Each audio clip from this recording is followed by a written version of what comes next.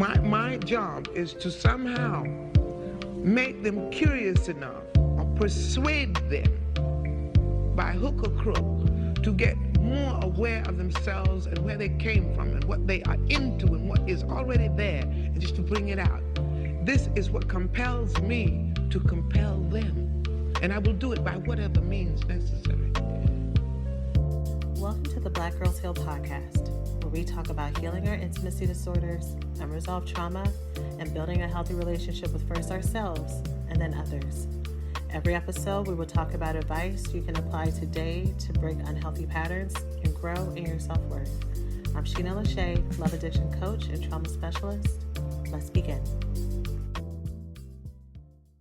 Hello, and welcome to the latest episode of Black Girls Heal. I hope that this finds you thriving and finds you well. Today, we are talking about the art of surrender and of letting go. The time that I plan to send this, we will most likely be talking a lot about no contact at BGH, or at least about to start talking a lot about no contact. And no contact, or just any time when you are needing to let go of expectations of folks and learning how to focus on yourself and focus on what you are in control of and learning how to receive the goodness in your life from the other available people in your life. It involves some surrender. It involves you being able to release some things that you thought you would be able to manipulate or maneuver, and usually a lot of grief.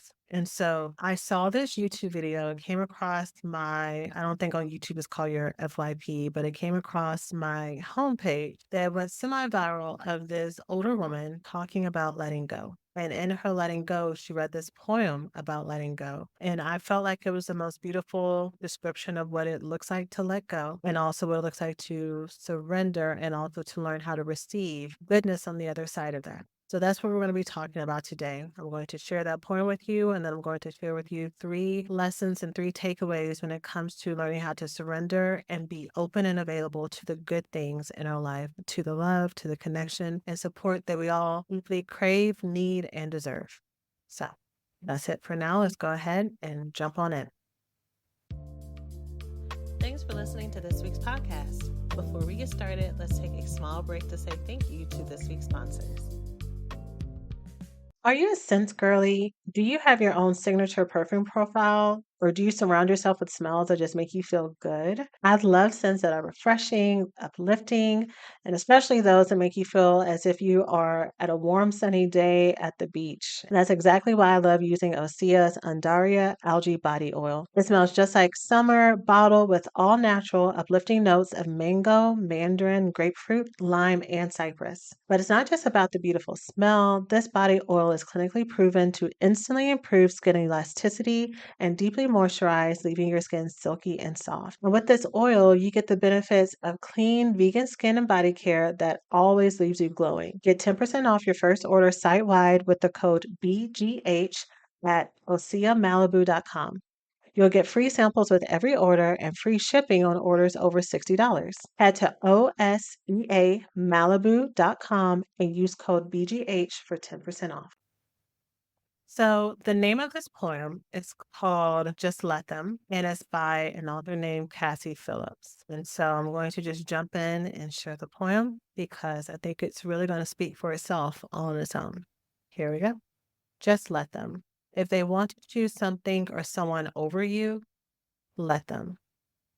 If they want to go weeks without talking to you, let them. If they are okay with never seeing you, let them. If they're okay with always putting themselves first, let them. If they are showing you who they are and not what you perceive them to be, let them. If they want to follow the crowd, let them. If they want to judge or misunderstand you, let them. If they act like they can live without you, let them. If they want to walk out of your life and leave, hold the door open and let them. Let them lose you. You were never theirs because you were always your own. So let them. Let them show you who they truly are, not tell you. Let them prove how worthy they are of your time. Let them make the necessary steps to be a part of your life. Let them earn your forgiveness. Let them call you to talk about ordinary things. Let them take you out on a Thursday. Let them talk about anything and everything just because it's you they are talking to. Let them have a safe place in you. Let them see the heart in you that didn't harden. Let them love you. So, this poem, when I first heard it, I was like, oh my gosh, straight to the heart of whenever you're connected to someone who is avoidant or indifferent, or you see how good things can be, how great of friends you could be if y'all just got to hang out a little bit more, how great y'all would be in a relationship if they were ready in different ways, how amazing a mother-daughter relationship you would have if you would just go to therapy, how much better they would feel about the mistakes they made in their childhood if they would just answer the phone and let someone in and let someone love them. But in all those things, in all those cases, you have never been able to make them, force them, convince them to do anything different. Even when you get to a place where you understand that, where you understand that you can't control other people, it doesn't always stop the pain. It doesn't stop the yearning, the bargaining that you have in your head as you're going through the grief of what could be or what could have been. It doesn't stop you from still feeling in pain about the relationship that either you lost or the fantasy that you've wanted to hold on to. What I really love about this poem and about the way that she's talking about letting go and letting them is it's not just understanding that you've never been able to control others. It's about surrendering to the fact that they get to choose. They get to make their own decision, and you also get to choose. You also get to choose to surrender, to focus on what is in front of you, to focus on your own plot of ground, and to nurture and to build what's there. So this whole poem is not about just bad mouthing the people who have disappointed you and people that you wanted to be there, wanted to love you. It could easily be one of those memes or declarations that, just let people go who don't deserve to be there. But I love how when she comes to the end, she starts to focus on allowing people to love you. One of the lines in the poem is, let them see the heart in you that didn't harden. And that is a place that so many of us can be, or maybe some of us are, or maybe we were in the past, depending on where you are in your healing journey, to where you've had so much disappointment, so much heartbreak, so much loss that your heart is just kind of hardened to being able to be open to love again.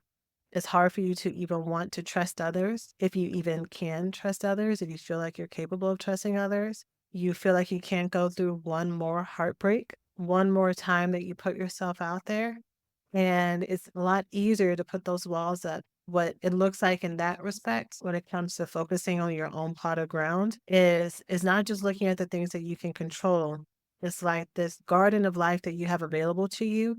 It slowly compresses into this 2 by 3 foot by 3 foot square where it's just you inside of it and there's walls around it and nobody can get in. And so you're safe and contained, but you're also cramped.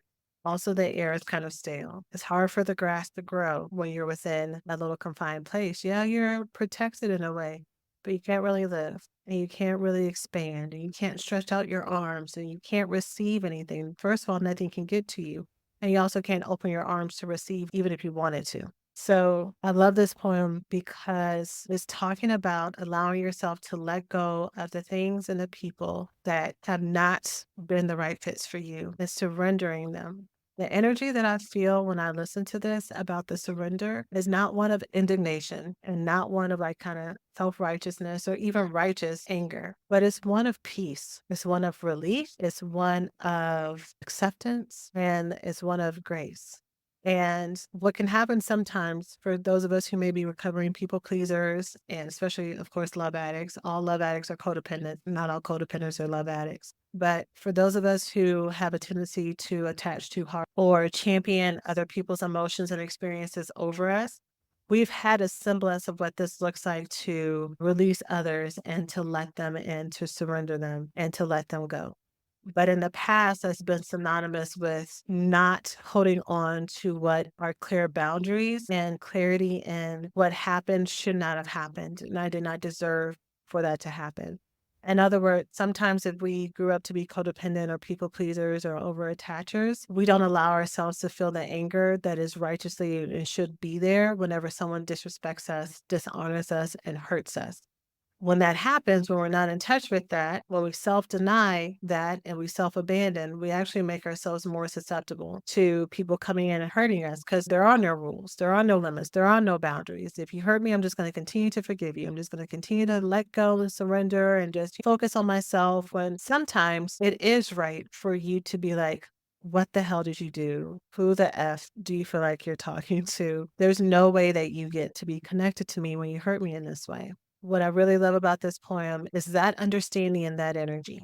What I take from this, and maybe, of course, art, literature, poetry is always subjective. What I take from this is that the author has reached a place where she has gone past that anger. She has processed it, she's sat in it, she's owned it. She's very clear on who she is, what she wants, and what she deserves. And she's also clear on that the best way that you can see other people is to see exactly what they're saying, what they're doing, what they're giving you.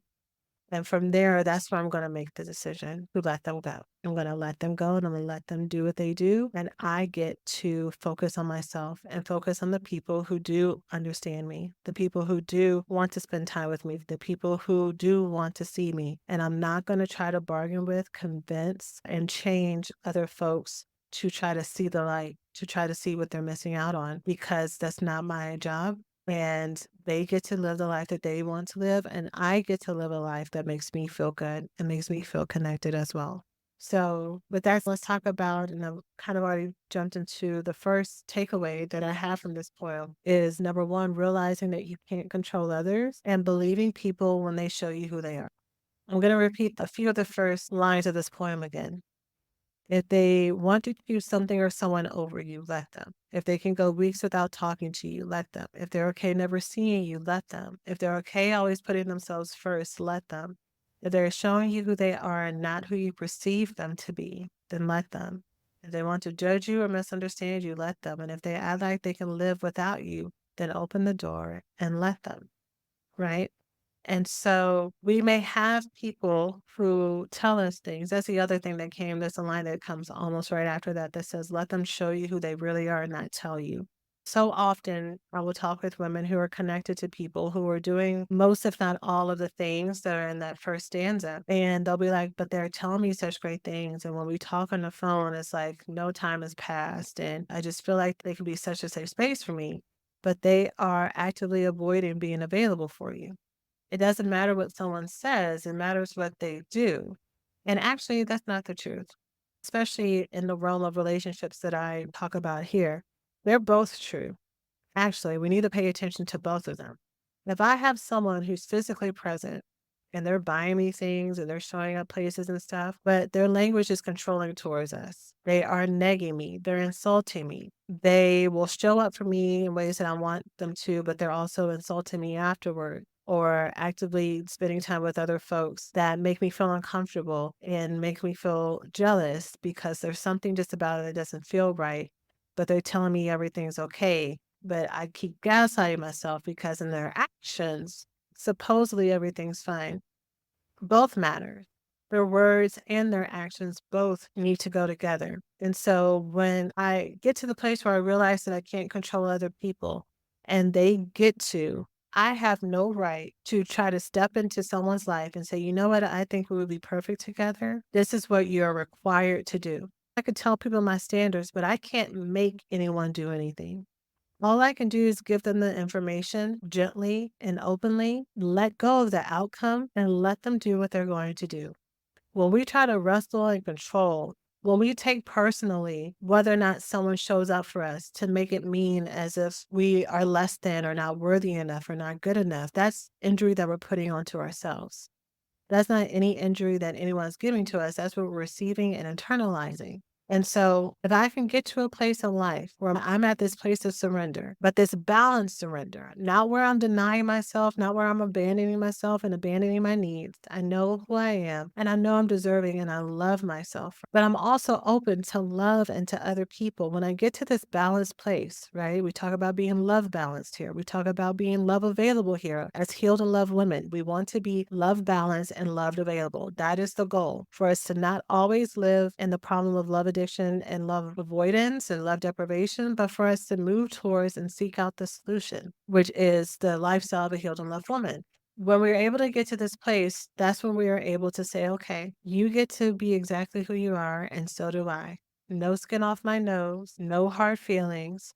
I get to let you go and release you. And I don't have to keep you around out of pity. I'm not obligated to keep you as a friend.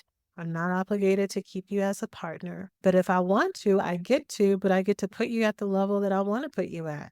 You want to be in my inner circle, but you're not actually at the place where you have the standards and the requirements to be there. So you don't get to be there. You get to have all of the feelings you want to have about that, but this is where you get to be. Even though this podcast episode is focused on allowing other people to leave, we need to understand that we also are not perfect people and perfect women. And there may be people in our own lives that have had to put us in that place because of how we've shown up. Maybe we've shown up in our own dysfunction. We've shown up in our own anger and rage. We've shown up in our own avoidance or love addiction. And that person has tried to put down boundaries. They've had to put down standards to say, hey, this is not okay. I talk often about those of us who either are or have been in relationships, friendship, family, romantic, and otherwise, with people who are securely attached. You absolutely will have an experience with them where you may be projecting some stuff, you may be in your trauma, you may be trying to accuse them of something or trying to pick a fight. And a securely attached, healthy person, when they're in their balanced state, is going to call you on that. They're either going to say, no, that's not okay. They're gonna say, "Come talk to me later when you're ready." They're gonna say, "Look, I understand you're upset, but you don't get to talk to me that way." They get to say, "You know what? Let's take a break." They get to say, "Hey, I really don't wanna hang out anymore." They get to break up with you. They get to have whatever standards they have because they know what they are worth and they know what they need. And so if we want to have relationships with healthy people, we gotta be those healthy people. We have to be just as self-accountable as we want other people to be as well and show up in our best self. So realizing that you can't control others, believe people when they show you their actions, when they are acting in all of these ways. So many times I will have women, I know I already said this in this episode, I'll have women who will list these things and then be like, well, Sheena, but what about this? What if this? And we could talk about it because maybe there is something that's going on. Maybe there is something that might be worth looking at, but a lot of times it's not because the people who want to show up for you and be available for you, even if there's a real barrier, they're going to do everything they can in other ways to compensate for that, to let you know that you're a priority and to let you know that you're special and that you're protected. They're just not going to let this area be a gap and not be attended to. Hey, we hope you're enjoying the podcast so far. Let's take a quick break to say thanks to this week's sponsors. For this episode of Black Girls Heal, we've partnered with eHarmony, the dating app to find someone you can be yourself with. I think one of the hardest things about dating apps and the quickest way to have an immediate turnoff is if the first few messages aren't on point. Whether or not it's the generic, hey, something inappropriately suggestive, or the 10,000, hey, how was your day? It can get old very quick. And even on your side, sometimes not knowing what to say because you don't know if you'll have much in common or how to break the ice. Conversations on dating apps can be boring, but it doesn't have to be. And that's where our sponsor, eHarmony, comes in. The compatibility quiz helps bring out people's personality on their profiles. They highlight similarities, you have potential matches, so you have a better jumping off point for the conversation. It's way more fun when you're actually talking about something you like and not what you ate for lunch. Plus, they disable copy and paste for the first messages, so you'll get better messages that lead to better conversations. With eHarmony, you're already one step ahead when it comes to meeting someone who gets you. So check out eHarmony. Take their compatibility quiz to get started today and get who gets you on eHarmony. So letting people go in that way is the first takeaway that I took. The second takeaway is the need for you to be available to let others in. The need for you to let others say yes. and to allow yourself to say yes, to not be afraid of love and connection, to not be afraid of people who are being available, to not be afraid of people who want to get to know you. So at the time I'm recording this, I just recorded my latest open house for the recovery school. And that is where I join people who are wanting to work together live to talk about the program and to break down like what it looks like and give you a chance to enroll. But at the very beginning, I always talk about the archetypes. And I always talk about the different archetypes under love addiction, love avoidance, and love deprivation because there's different types. I know that's redundant because types is in the name archetypes, but you get what I'm saying. Different variations and ways that it may show up. One of the archetypes that always get a lot of attention are when I'm talking about under love avoidance, my folks who actually have a whole lot of connection to folks. They are actually pretty popular and they have a lot of folks that may be around them. And so they're kind of hiding in plain sight. The way that they hide is that they spread themselves out through so many people that no one actually gets a chance to get to know them. They actually never get a chance to go deep with them. And even if they do go deep with a person or with a friend, they spread out the time in between those connections with them so that that type of intensity and energy is diffused. It feels safer for them. They don't feel as overwhelmed to keep having all this connection and intimacy with the person so back to back. Their nervous system can't handle it. The fear of being over controlled, of being their overstimulation, they're not used to that amount of social engagement. It equals danger versus safety, which is what it's supposed to feel like in a healthy and balanced place. So what happens is I talk about that and I talk about how you may have people who you really love and connect to and you really like them, but when they're trying to spend too much time with you and trying to be around you too much, it can feel intrusive, it can feel offensive, you can start to resent them for it and get low key angry about it. And it's because you may not be available. Now, what happens too is I have people who have worked their program already, the program that I teach in the recovery school, or they've gone through a whole lot of healing. And so we're talking about their new versions of relationship. And sometimes what we're looking at is avoidant behaviors. And sometimes it is that you're just introverted, or it is that you're just very stressed out and you haven't been taking a lot of time for yourself. And so you're overwhelmed. And that's why you just don't have the energy for people, not because you're trying to push people away, but because you need to learn how to sit down and you need to learn how to invest in your rest and in your pleasure.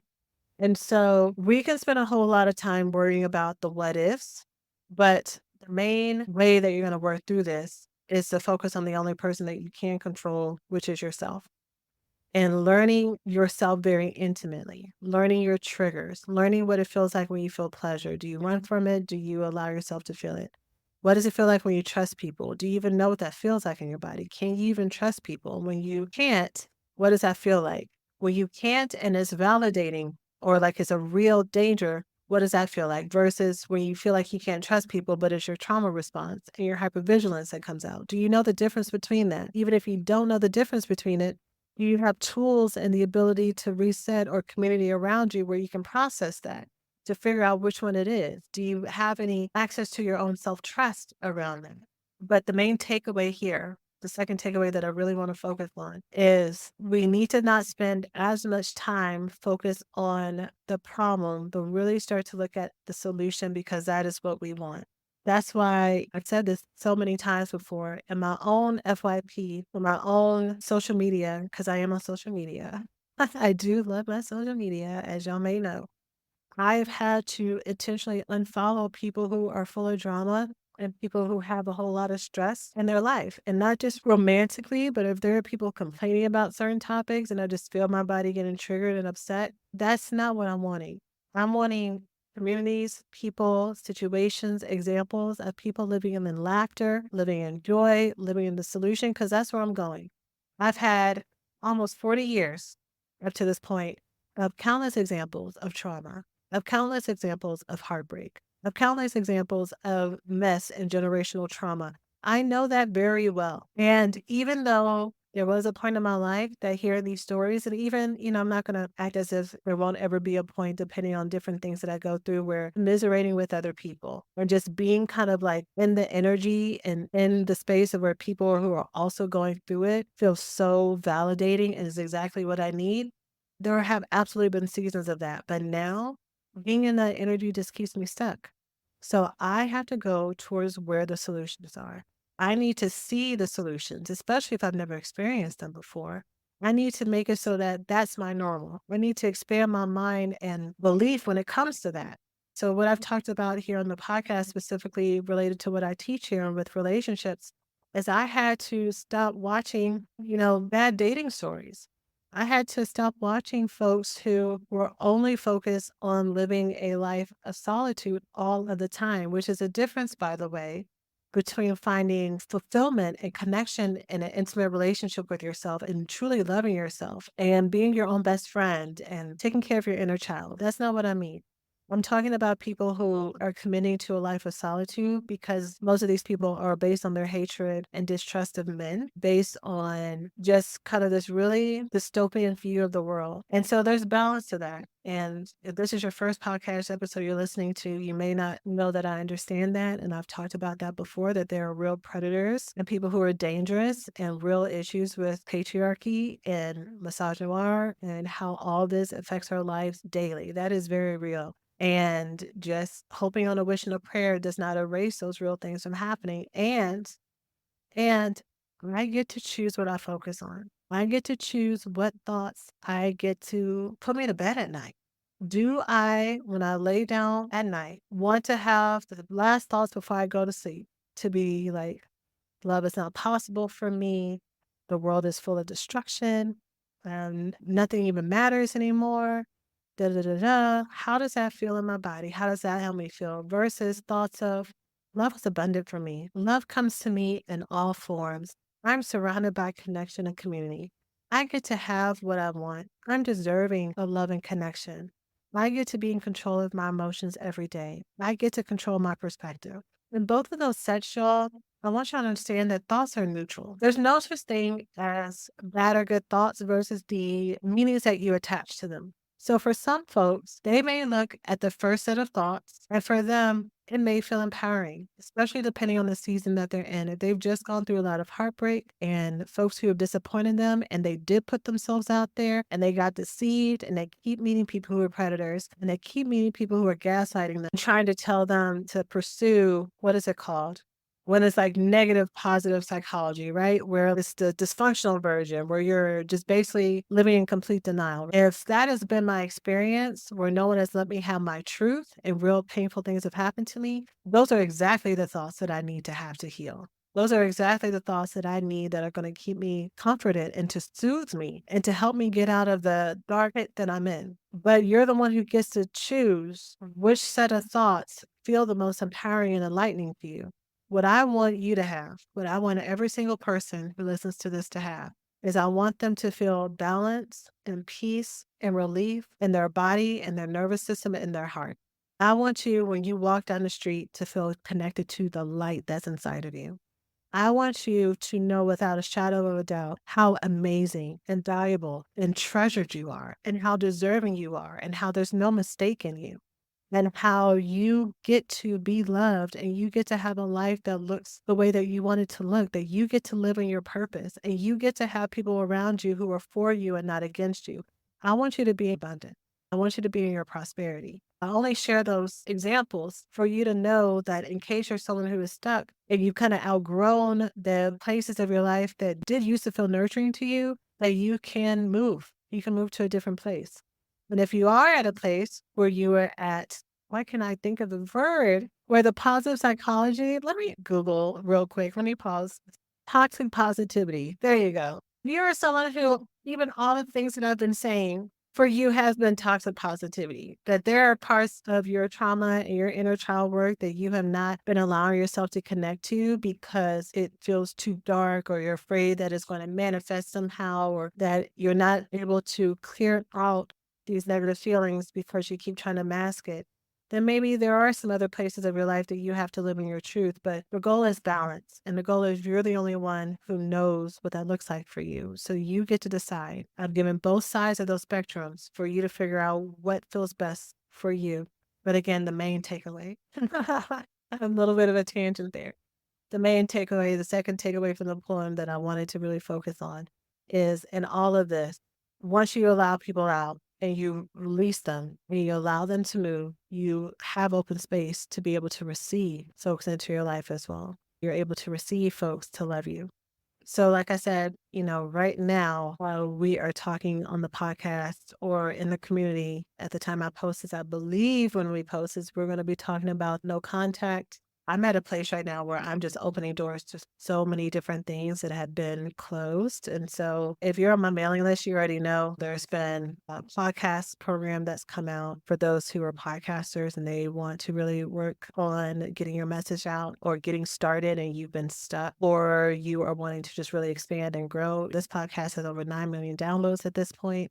It spans across the world, and I've been able to work with really great brands. So put out the Prosperous Podcaster, which you can learn about at theprosperouspodcaster.com if you're interested in that. I am opening doors to our Healed and Loved Woman retreat and planning that right now. So I think by the time that this is posted, the doors will be open. And if it's not open officially, the folks on my mailing list are getting like first dibs to register. So that's coming up. The no contact and support community for those of you who are just like, I just need to let go of a person. Maybe the recovery school is a great thing and maybe I want to do it later on, or maybe I don't have to budget for it. But just right now, this person that I'm attached to, I cannot let go of them. Or I can, but I need ongoing support. Like one little drop-in podcast episode or one mini course, whatever is fine. But I need someone to walk me through this and to check in with me through this until I'm done, until I'm able to be done, and then I'm out. So that's doing it. And then also this is open. But this latest course that I'm working on getting out there is about for those of us who are in love. Either we are currently in love, we want to be, we have been in love, and that's when our avoidance came out. That's when we started to push the people away. That's when we started to not let them in. So that course, let me see. Am I going to say this? Because I'm recording these weeks ahead of time now. I'll go ahead and say it. That course is going to be called I'm in Love, Now What? How to Heal Our Love Avoidance. Because there are so many of you who have worked with you before, you're in your partnerships, and now you're like, girl, you told me that it was going to be hard, but I don't believe you. Help. It's just a different level. So that's what I am currently working on. And so we'll see if that is open. And also at the time of recording this, the next week in a few days, I'm going on a writing retreat to finally finish the books so that they can be published and get to the final editors so that they can go out and y'all can have those resources in your hands as well. So it's a very exciting season of resources for everyone, especially as we're halfway through the summer, right when we are going to start to be more cognizant of intimacy and connection and relationships and our emotions and triggers and holidays. And it comes quick. It comes somehow like right around after 4th of July, it's like downhill. And maybe it's because some of us start celebrating Christmas in July. I'm one of those people, for those of you who are like me, and for those of you who are not, I'm so sorry. Sorry. I hope that you get access to some holiday joy. And I know it's probably me. Those of you who are like, Christmas does not start until after Thanksgiving. You are yelling at the phone right now. Sorry, but not sorry. Anyways, so a big time of creation for me, which I'm really excited about, and getting these resources out to you as well. But all that to say, I want you to become available. I want you to be available and to be able to stay available and to be able to receive all the things that you've been praying and asking for and healing towards.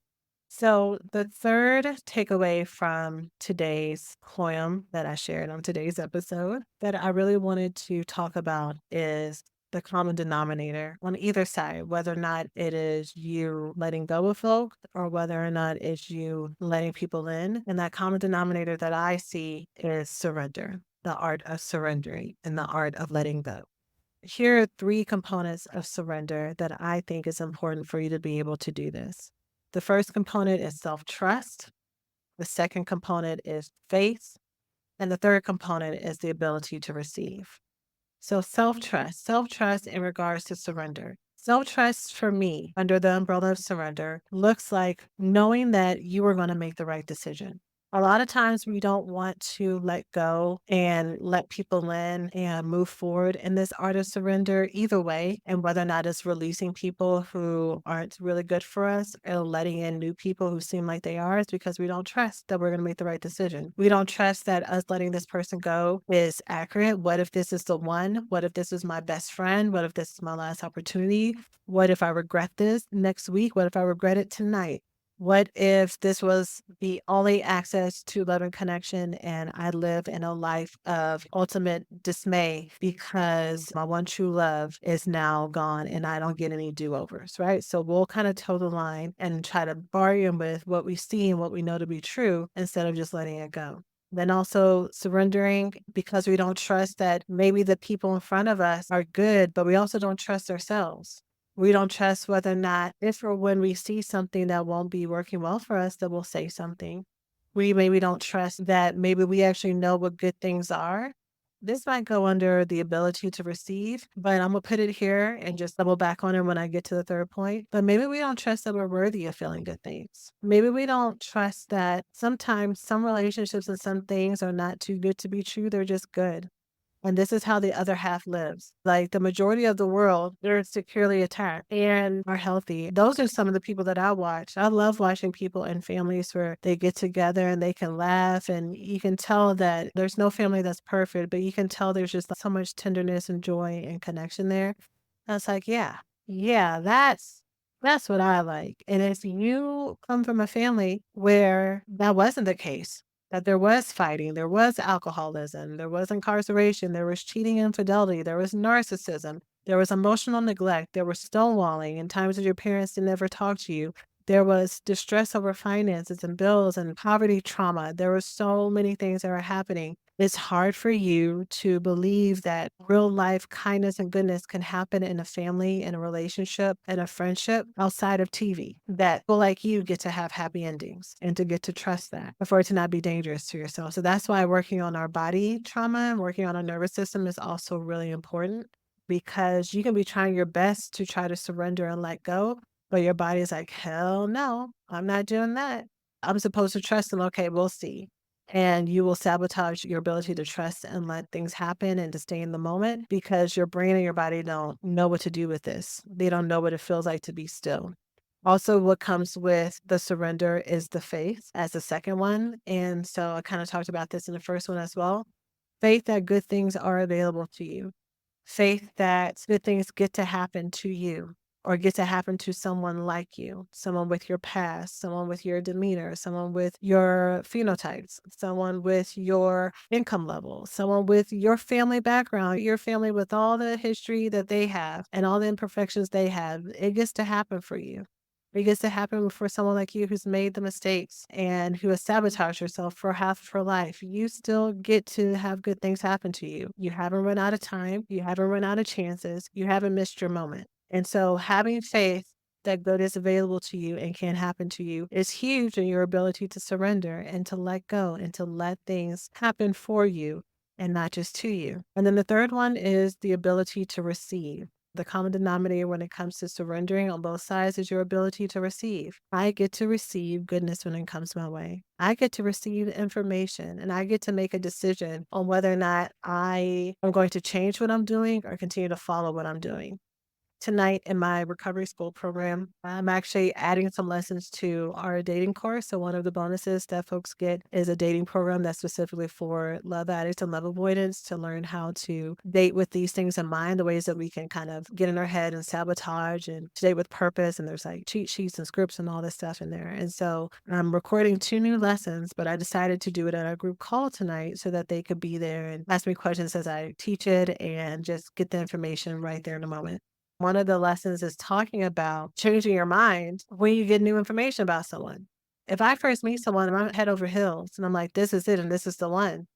And then the more I date them and the more I talk to them, I'm like, huh, that's interesting. I don't have to stick to the original belief and fantasy that I created. I get to use the information that's in front of me. I get to receive the information that I have to make the right decision for myself. Being able to surrender is about not holding on to a certain outcome, not trying to make something happen either way, but just the trust and the surrender and the faith to know that everything that happens to me is for my good and my purpose. And if you believe in a higher power and for my higher power's good and perfect will towards me. And so all I have to do is stay here and trust and let go of the things that don't serve me, because the things that do can and will come to me as soon as I get out the way. Okay, so that is it for today's podcast episode. I hope that you found it helpful. I hope that you enjoyed that poem. I hope that any of the programs also that I mentioned, I did not plan to mention them, but any of those programs that may be of a good fit to you, that you can go ahead and explore them. I talked about the no contact support group. So if you're someone who needs to let go of a trauma bonded relationship and surrender, I take you month by month through a process of letting go of that, and you don't need to do it on your own, which is what it used to be in the past when I offered no contact support. I get to walk you through that. You can do the I'm in love, now what program, which might get a different name, but helping you work through your love avoidance with the person that you are connected to and seeing what's your side versus their side. That's one of the things that I hear often, and that's part of the inspiration of this program too, is I hear folks that are like, can a love addict and a love avoidant make it work? And so usually whenever you're acting in your intimacy pattern, it provokes the other person to also act in that pattern, or maybe that's the match for you. Or you could be acting your love addiction or your love avoidance, and the securely attached person is going to trigger the hell out of you, because they're not going to be a part of the feedback and dysfunctional cycle back and forth. And so it's really going to stir up all of your stuff, and it's going to make it really hard for you to not be angry at them, because all your bells and whistles are going to be going off. We're talking about that there. And then, of course, the Prosperous Podcaster for anyone who is wanting to grow and build your own podcast, get started, get out of your own head. I talk about the very simple ways that I've started this podcast. So if you're like, I got to have a big old studio and all that other stuff, I mean, of course, it's pretty, it's nice, and that could be something that you aspire to get to, but you got to get started first so that you can raise to those heights and to grow. And talking about helping you build something that works good for you and is sustainable. So you can learn about that by going to theprosperouspodcaster.com, and the other programs by going to blackgirlsheal.org or just checking the show notes. And then, of course, the Love Addiction Recovery School, which I talk about all of the time, which is my full main program, which is where I help you break through cycles of love addiction and love avoidance. And you can learn about that by going to therecoveryschool.com. But again, all of these links will be in the show notes as well. So that is it for now. Sending you all so much love, and I can't wait to see you in our next episode. As always, take care of yourselves. Thanks for listening to this week's podcast. Before we get started, let's take a small break to say thank you to this week's sponsors.